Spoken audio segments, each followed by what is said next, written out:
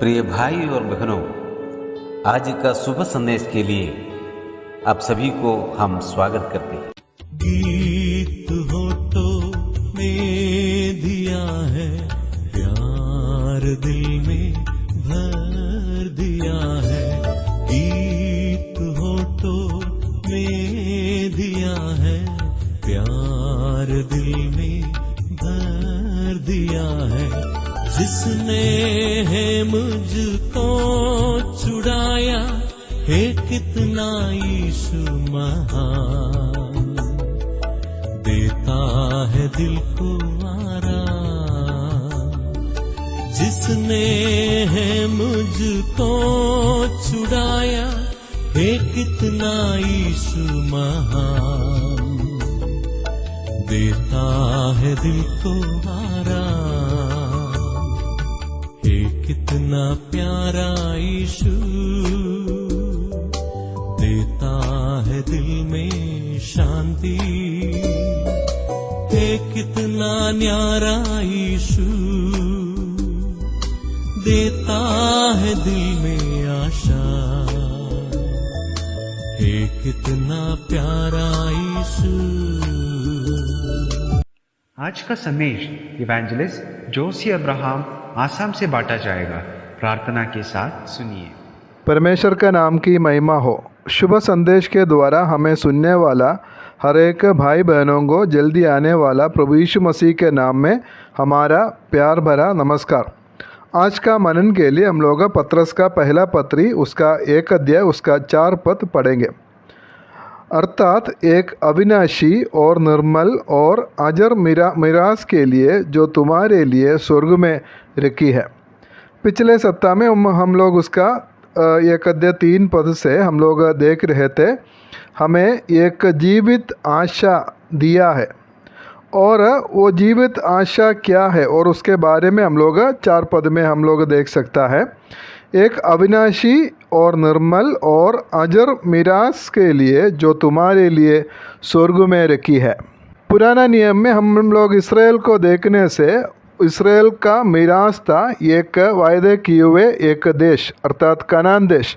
लेकिन हमारा जो मिरास के बारे में हम लोग इधर देख सकता है वो अविनाशी है, निर्मल है और अजर है, मतलब नहीं मुरझाने वाला एक मिरास है। हम लोग भजन संगीता 16 अध्याय उसका 6 पद हम लोग पढ़ेंगे। उधर ऐसे लिखा है, मेरे लिए माप की ठोरी मन भावने स्थान में पड़ी और मेरा भाग मन भावना है। हमारा जो भाग हमें जो मिलने वाला जो भाग है और उसके बारे में मेरा भाग मन भावना है। और वो क्या है हम लोग उधर 2 पद में हम लोग देख सकते हैं हमें क्या मिला है। मैंने परमेश्वर से कहा, तू ही मेरा प्रभु है, तेरे सिवा मेरी भलाई कहीं नहीं है। हमें मिला हुआ सबसे बड़ा आशीष है, हमें परमेश्वर मिला है, उससे बढ़कर कोई आशीष हमारे लिए नहीं है। उत्पत्ति का किताब 15 अध्याय में हम लोग उधर देख सकता है अब्राहम के साथ परमेश्वर वाचा बांधा है। अब्राहम ऐसा उदास होकर, उनका कोई बच्चा नहीं है और वो ऐसा उदास होकर बैठे हुए है। और उसका 15 का 1 पद में परमेश्वर उसको अब्राहम को बोलता है, इन बातों के पश्चात यहोवा का ये वचन दर्शन में अब्राहम के पास पहुंचा, ये अब्राहम मत डर, तेरी डाल और तेरा अत्यंत बड़ा प्रतिफल मैं हूँ। इधर परमेश्वर अब्राहम को बोलता है कि हे अब्राहम, तुम्हारा सबसे बड़ा प्रतिफल, तुम्हारा सबसे बड़ा भाग मैं स्वयं हूँ, मतलब मैं परमेश्वर तेरा हूँ। लेकिन अब्राहम उसका दूसरा पद उसका आखिरी में अब्राहम परमेश्वर को पूछता है, तू मुझे क्या देगा।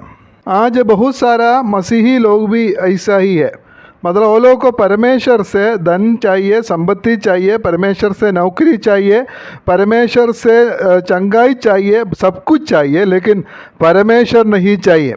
लेकिन हमें परमेश्वर मिला है और इसलिए हमें उससे बढ़कर और कुछ भी नहीं चाहिए। और भजन संगीता उसका 73 का 25 में हम ऐसे पढ़ते हैं, स्वर्ग में मेरा और कौन है, तेरे संग रहते हुए मैं पृथ्वी पर भी और कुछ नहीं चाहता। इधर भजन लेखक ऐसे बोलता है कि मैं स्वर्ग में जाने के बाद में भी मुझे सिर्फ आप ही चाहिए, और इस पृथ्वी में भी मैं तेरे संग रहते हुए मैं पृथ्वी पर और कुछ नहीं चाहता। इसलिए हमारे सबसे बड़ा जो भाग है वो परमेश्वर है। परमेश्वर हमें मिला है और बाकी सारे आशीषों से बढ़कर है वो बात। रोमियो का पत्री 8 अध्याय उसका 32 पद हम ऐसे पढ़ता है, जिसने अपने निज पुत्र को भी ना रख छोड़ा परंतु उसे हम सबके लिए दे दिया, वो उसके साथ हमें और सब कुछ क्यों ना देगा। इधर हम लोग देख सकते हैं, अगर परमेश्वर अपना एकलौता पुत्र को भी हमारे लिए दिया तो उसके साथ और सब कुछ हमें क्यों ना देगा। इसलिए अगर प्रभु यीशु मसीह को हमें दिया है तो उसके साथ परमेश्वर की सारी आशीषें, सारे संपत्ति वो हमारे लिए परमेश्वर रखा हुआ है। पहला यूहन्ना 3 अध्याय उसका 2 पद में हम लोग ऐसे पढ़ता है, हे प्रियो, अब हम परमेश्वर की संतान है और अभी तक यह प्रकट नहीं हुआ कि हम क्या कुछ होंगे। इतना जानते हैं कि जब वो प्रकट होगा तो हम उसके समान होंगे, क्योंकि उसको वैसा ही देखेंगे जैसा वो है। हम उसके समान, प्रभु के समान हम लोग हो जाएंगे और प्रभु जैसा है वैसे हम उसको देखने वाला है। हमें इससे बढ़कर हमें और क्या चाहिए। उसके साथ में कोलोसियों का पत्री 3 अध्याय उसका 4 पद भी पढ़ेंगे, जब मसीह जो हमारा जीवन है प्रकट होगा तब तुम भी उसके साथ महिमा सहित प्रकट किए जाओगे।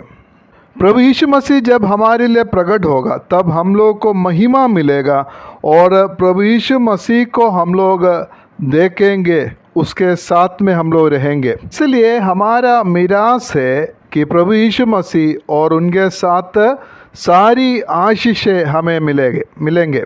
उद्धार पाए हुए हर एक जो विश्वासी स्वर्ग में जाएगा, क्योंकि उसका उद्धार कभी नष्ट नहीं होगा। लेकिन सबको एक ही प्रतिफल नहीं मिलेगा। अनंत जीवन सब विश्वासी के लिए है, लेकिन जो प्रतिफल जो मिलना है उसमें फ़र्क है। कुरिन्थियों का पहला पत्री 3 अध्याय उसका 14 और 15 पद में हम ऐसा पढ़ता है, जिसका काम उस पर बना हुआ स्थिर रहेगा वो मजदूरी पाएगा।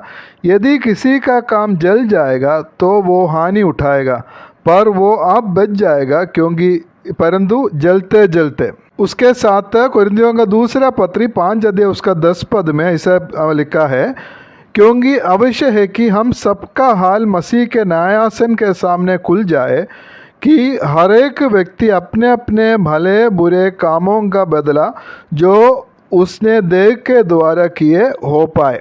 इस दुनिया में उद्धार में आने के बाद में हमारे काम कैसे थे उसके अनुसार ही हम लोग प्रतिफल पाएगा। इसलिए हमें मिलने वाला जो मिरास में, आशीष में फ़र्क है। इसलिए यूहन्ना का दूसरा पत्री उसका 8 पद में उधर हम लोग ऐसे पढ़ते हैं, अपने विषय में चौकस रहो कि जो परिश्रम हमने किया है उसको तुम गवा ना दो, वरन उसका पूरा प्रतिफल पाओ। इसलिए प्रभु हमें सहायता करे कि हमारी मसीही जीवन प्रभु के वचन के अनुसार निर्भय में आगे बिताने के लिए परमेश्वर हम सबको सहायता करे। हमारे प्रभु यीशु मसीह के परमेश्वर और पिता का धन्यवाद हो, जिसने यीशु मसीह के मरे हुए में से जी उठने के द्वारा अपनी बड़ी दया से हमें जीवित आशा के लिए नया जन्म दिया, अर्थात एक अविनाशी और निर्मल और अजर मिरास के लिए जो तुम्हारे लिए स्वर्ग में रखी है। परमेश्वर आप सभी को आशीष दे। परमेश्वर का नाम की महिमा हो।